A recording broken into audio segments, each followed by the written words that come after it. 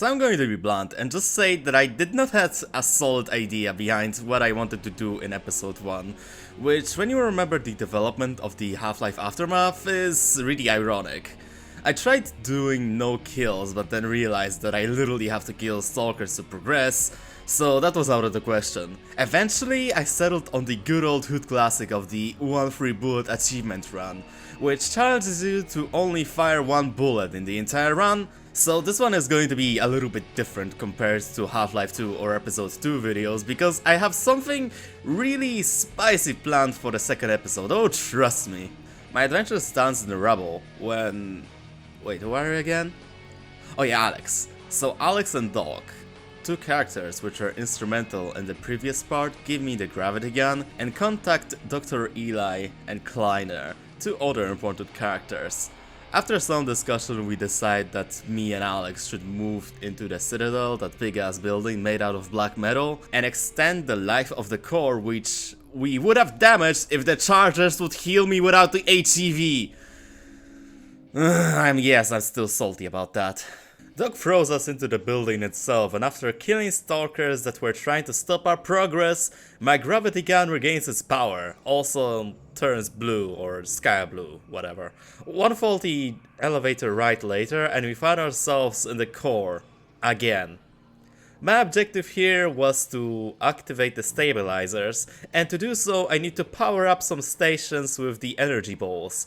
Also, here the dream of doing the pacifist percent died. The problem is exactly the same as with the ending chapters of Half-Life 2, that being so many hit scanners.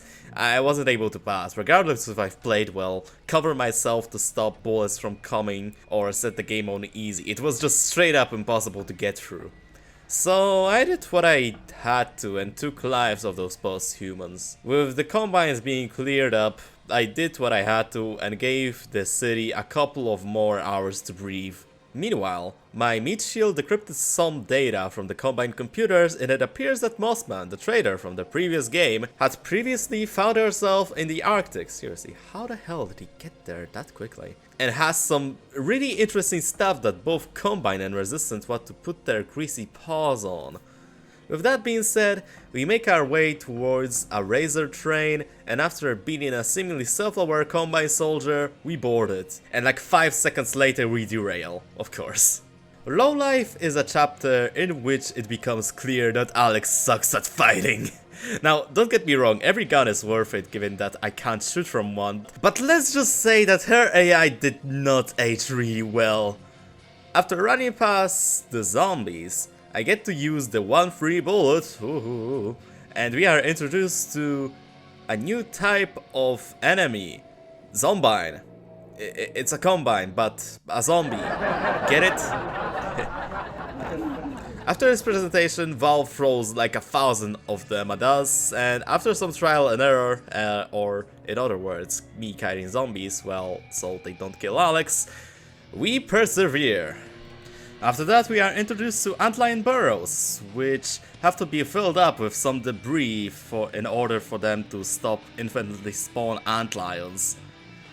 We do that one more time, and this time around in a big, somewhat menacing area, and we are brought to the final big encounter with headcrab zombies before the hospital section, which involves me and Alex defending from countless undead while an elevator makes its way towards us. Very slowly. In practice, it was me just bunny hopping in circles in darkness whilst Ares tried her hardest to get herself killed.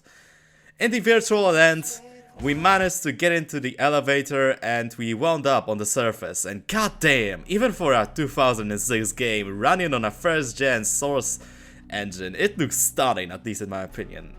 I don't know, there was something always beautiful in the ruined landscape of City 17, even in ending chapters of Half-Life 2. Soldiers come and go, and we are witnessing the desperate all-out brawl between Combine soldiers, antlions, and sporadic headcrab zombies and rebels. Also, there was another puzzle that I think I solved the wrong way. Actually, just going off script, but I literally have no idea how the hell do I have to solve it. After that, we land in the sniper alley, where after taking the said sharpshooter down, Alex will cover me with her subpar aim, though I'll give him some slack. She said that she was a wee bit rusty with it. Under Alex's covering fire, I managed to get through the street and climb my way towards the emplacement of the Combine. In their outpost, Alex takes care of the soldiers while I cower in fear, and we find ourselves on the other side of the building where Antlion Guard is skirmishing with the Combine forces. The guard is no match for me in easy mode, which I pop back to hard in the very next building. Also, did you know that Alex could mount that AMG? Well, now we know. Now for the curious, the reason why I was playing on easy was because I intended this playthrough to be a pacifist one, but the Citadel core proved that it's not really possible. Clearing up the other building, we land on another street which is crawling with Combine infantry, and with help of Alex and random rebels with RPGs who in time between Half-Life 2 and Episode 1 actually learned how to shoot their weapons without killing themselves. Well, it definitely took them a while, but at least we're getting somewhere. After that minor scuffle with Combine, we meet up with Barney, who says that a train station is nearby and that we would need to break through a hospital, which, as I've mentioned previously, is crawling with zombies and Combine, and also to make my life even harder, there's a gunship flying around. After getting passed through what I can just describe as a corridor of doom, I 1v1 the gunship, and thankfully,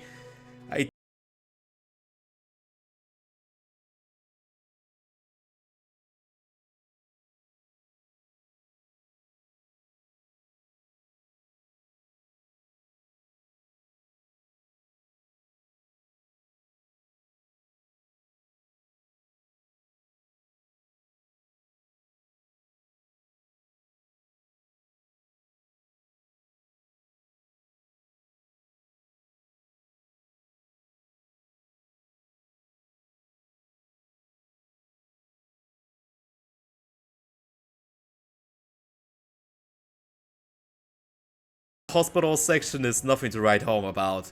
You are moving from corridor to corridor and killing everything that moves. It reminds me of Nova Prospect in a sense. Hell, even the tower defense section is mirrored in a form of that room where zombies are attempting to swarm me and Alex, where I died an embarrassing amount of times. You're asking how it's mirrored? Well, you can just skip both of these sections, honestly. Don't worry about Alex, she's gonna be fine, she'll teleport to you or something, I don't know. The final section of the hospital is a corridor covered with hopper mines and turrets, which is also assaulted by ninja headcrab zombies, as they seem to dodge every single bullet of said turrets, but then again, it's not like Combine is known for making accurate weapons. To get through that section I need to pull the plug, which is placed in the most obvious place ever. And that's it if you don't count not dying to zombies along the way. With that, we are in the penultimate fragment of episode 1, the escort mission. And here you have to move from point A to point B a couple of times whilst trying not to die to whatever Combine throws at me. From snipers and APCs to police with manhacks. Oh my god, why are you still here, you metal flies? Please get the fuck out, or I will shut down your manufacturing plant. Long story short, I managed to make a run for it, and managed to succeed. Which means that I now have to face the final challenge of the episode 1, the Strider. And say whatever you want about episode 1, but in my opinion, the closing section of it is probably the best boss fight that Half-Life, at least the mainline canon ones, ever had. You have to travel through containers filled with crates, Combine soldiers for some reason, and God knows what else to get to the RPG ammo crate, and finally face it in a duel that concludes episode 1. And with that, I finished the episode 1 with only one bullet fired. Hey, sorry for this episode's lack of writing quality. However, the issue with episode 1 is that you don't get much to write about it, like the overall game is like 2-3 hours long, and because of it, you can hardly ever figure out what to do with the footage.